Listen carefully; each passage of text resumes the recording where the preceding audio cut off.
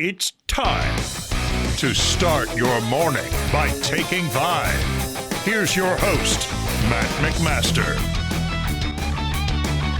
Take 5, quick 5-minute take on the biggest things happening in Nebraska sports. I am your host, Matt McMaster, and today we are going to be talking about the Nebraska defense like we will be doing over and over and over again until we get to next Thursday when the Huskers take on the Cincinnati Bearcats.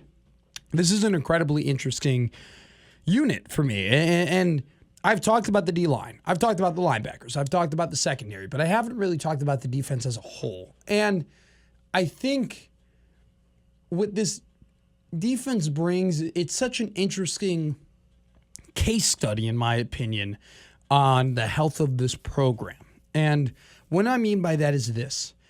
This is a developmental program. This is a program with Matt Rule at the helm that prides itself on being able to take players and take athletes that have measurables and be able to develop them into better football players and take guys who are already good football players and make them into great football players. And that's what they did at Temple and Baylor. You look at the Temple and Baylor recruiting classes for when Matt Rule was successful, they are not nearly as highly rated or have as much pure blue chip talent as this roster currently has. They just did it. And Matt Rule made a name for himself by taking lower rated prospects and being able to turn them into not only just all conference players, but all country players, NFL players, NFL all pros. And so this defense is so interesting to me because it is the ultimate test of that, of whether or not you're able to take this talent that doesn't have a lot of in-game experience or as much in-game experience as you prefer and doesn't have a ton of production returning, but man, they look the part. And that's been the biggest thing, one of my bigger takeaways from this defense because and from this fall camp. Because if you just look at it on a surface level, right, you should be concerned about the defensive line. You should be.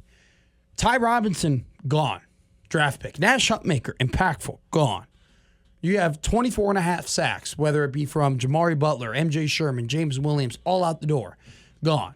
And you're being asked to replace it with a lot of guys who, granted, are super talented and super athletic and really big, but they haven't done it before, and they haven't done it at the rate in which Nebraska football needs them to do it at. And you could say the same thing about the linebacker group. Vincent Shavers has not played a full season of high-level football at that linebacker spot. Javen Wright has shown that he can be an incredibly good linebacker, but he's had 4 season-ending surgeries. I mean, I absolutely adore Javen Wright, but it's one of those things where, unfortunately, you just cannot fully trust that he is going to be healthy for the entire year. And then you look at Marquise Watson-Trent, and he's a guy who's coming from the Sun Belt Conference. And, you know, he was incredible in the SBC, but there is a difference, and there is a step up from handling blockers from a Sun Belt Conference offensive line compared to a Big Ten offensive line. And so that is kind of coupled all into the concerns about this defense, which is kind of alleviated from the fact that the secondary is incredibly, incredibly experienced. But one of the biggest reports coming out of fall camp is this team looks the part. This team is big. And you look at the heights, and you look at the weights, and you look at the weight gain, you know, or where Elijah Judy's at, where Keona Davis is at, the pictures of Cam Lenhart, the pictures of Jordan Ochoa. You look at the pictures of Riley Van Poppel and how lean he looks and how when they step to the podium, Deshaun McCullough looks exactly like the guy who was the highest graded recruit in Indiana football history. And so while they lack a ton of experience, especially in that front 7, they do not lack it in measurables, in talent, in speed, and in just pure size and strength. And so I try and do my best not to buy into the, you know, oh my God, they look great and they look big or this and that. But, and looks like Tarzan, plays like Jane definitely does exist in football.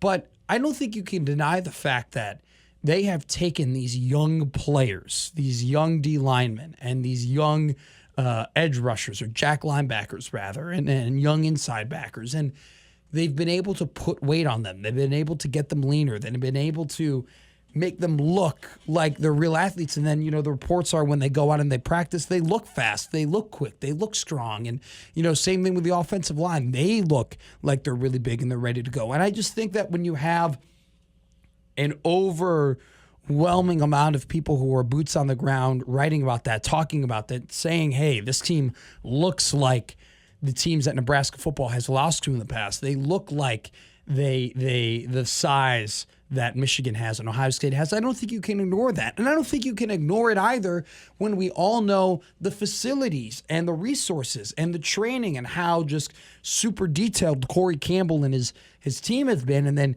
understanding that they've spent a lot at the nutrition table and they've spent a lot making this new weight room. And so I think that this team has a ton of potential. It seems like these athletes have made a ton of growth.